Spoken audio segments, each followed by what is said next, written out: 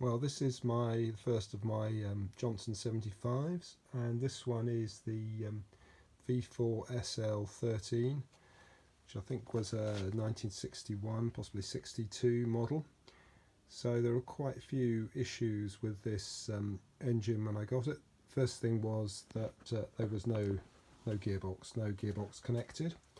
So I've reconnected up the gearbox. It didn't have a shift rod, and as the long shaft model needs an extended shift rod, so I've got a shift rod in there with a 5-inch extension. It's not actually connected to the shifting mechanism up at the top at the moment. Oil in the gearbox, resealed that, put it all together. The water pipes, one of them was sort of bent round at about 90 degrees, 45 degrees, 90 degrees, but I managed to sort of warm that up, straighten it up and get it to fit into the water pump. There was no water pump, so I've got a water pump off another gear case. Up here with the Dizzy, this was completely seized, so now it's sort of turning quite easily. When I got it, it wasn't turning at all, and that's because of needle roller bearings in here, which are greased. Well, you know, they weren't greased and they weren't rolling.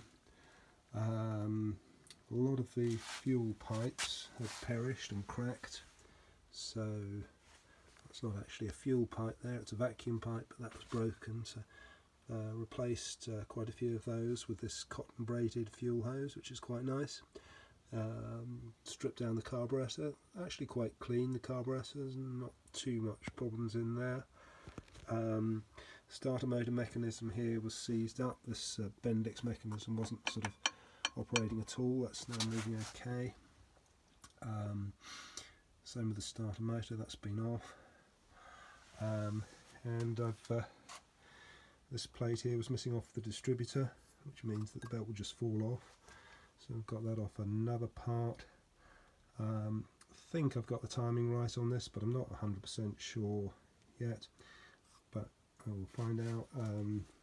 No connections, no continuity on a lot of these HT leads, and this is quite a sort of unique lead. It's got a brass screw on there, which is actually quite difficult to replace, so I'm using the original leads but I've replaced most of the springs and caps in here to get good continuity. So most of these leads seem to be okay, and polished and cleaned up all the connections inside the distributor.